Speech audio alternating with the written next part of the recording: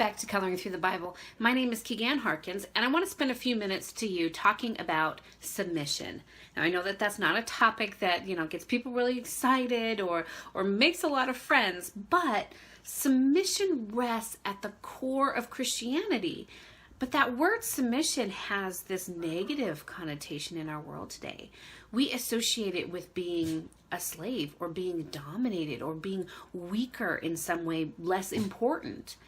But I want to challenge the way that we think about submission today, because throughout Jesus' earthly ministry, he portrayed submission as a beautiful and powerful quality. And that's the way I want to challenge us to think about submission. I want us to unassociate it with feelings of being controlled and begin to see submission as an expression of love. Now, there are a lot of ways that we're commanded to submit.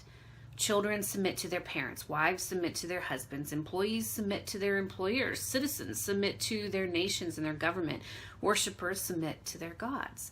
There are even different reasons why we submit. We can submit because we're afraid of the other person. We submit sometimes because we need what that other person has. And sometimes we submit because we love that other person.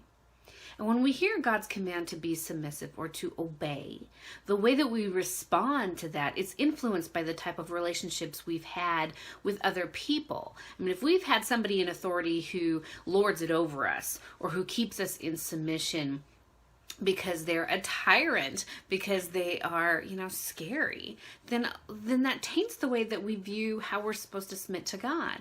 And it makes us maybe associate God's command to be obedient with him wanting to dominate us or control us. But when I read scriptures, that's not the God that I see. Over and over again, scriptures associate God with love and mercy and forgiveness. So if God is love, which is what the scriptures tell us, then the motivation behind his command for our obedience and our submission, it can't be wanting to destroy us. It must be motivated by his love for us. But why does God want us to be submissive to him? How is that an expression of love? Well, the obvious answer of why God would want us to submit to him is because he knows more than we do. It's the same reason why children should submit to their parents. I mean, kids often think that they know more than their parents do, but the truth is that their parents have been around longer. They've seen more. They understand more. They know more. And when we submit to God's authority and we walk in obedience with his commands, we're saying that we trust him, that we're saying that the God who created the universe understands how it should run. Now, equally as important as trusting in God's wisdom is how our obedience expresses our love for God and it pleases him. 1 Samuel 15:22 says, "But Samuel replied, 'Does the Lord delight in burnt offerings and sacrifices as much as in obeying the voice of the Lord? To obey is better than sacrifice, and to heed is better than the fat of rams.'" If we truly want to please God, we need to obey his commands. And sometimes we revel in the freedom of the new covenant to the extent that we see our forgiveness as a way and a license to be disobedient to what God has commanded. But if we truly want to please the Lord, if we truly love God, we're going to honor him with our obedience and we're going to submit to his authority over our lives. That's the beauty of submission. It gives God honor and it pleases him while expressing our love. Jesus taught us that when we submit to authority, whether we're submitting to God's authority or to human authority, when we obey the commands of those in authority, when we walk and live in the humility required to be submissive, we're fulfilling all the commands of God. Matthew 22:37-40 says, Jesus replied, "Love the Lord your God with all your heart and with all your soul and with all your mind. This is the first and the greatest commandment. And the second is like it. Love your neighbor as yourself. All the law and the prophets hang on these two commandments."